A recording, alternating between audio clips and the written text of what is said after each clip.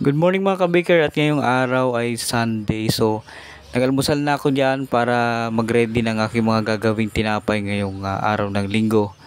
So sana maubos yung mga tinapay natin ngayong araw ng linggo na to, at mamaya magsisimba naman tayo. So yan, pagkatapos ko kumain diyan,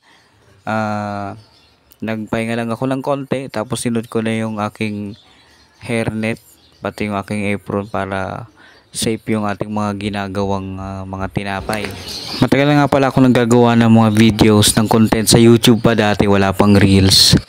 So kaya ginagawa ko yan para ma-document yung ano mga kaganapan sa ating buhay, para one day meron tayong mapapanood.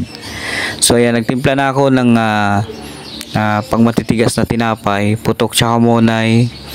So pasensya na kayo, medyo maalikabok yung aking spiral mixer kasi nabuhusan ng harina yan.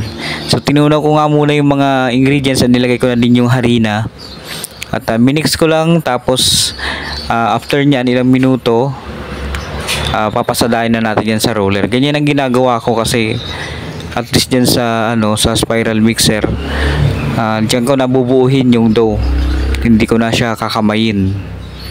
Tapos diretso na sa roller, tapos tsaka natin ipoportion pag makinis na yung ating mga dough.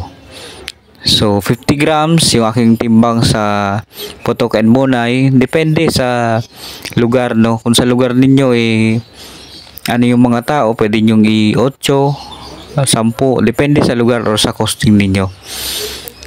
So ayan, after natin mapaalsa yung ating mga monay tsaka putok, preheat ko na nga yung ating oven 15 minutes.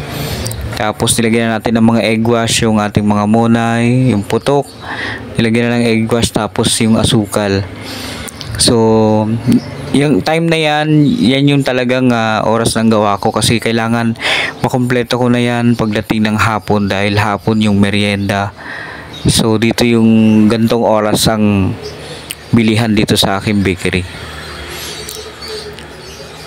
So ayan, nakikita nyo luto na yung ating mga putok tsaka monay. Itaas na natin para maluto naman yung ibabaw. Dito sa ating bakery ay yung putok at monay, tasty and buns. Yan yung mabibilis maubos dito.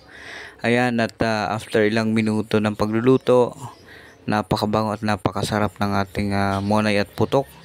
At ready na nating i-display sa ating stante.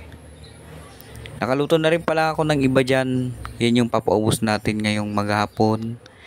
Good luck sa inyo, sa inyong mga bakery. Naway maubos lagi ang inyong mga paninda. Hanggang dito na lang muli. Bye, good luck.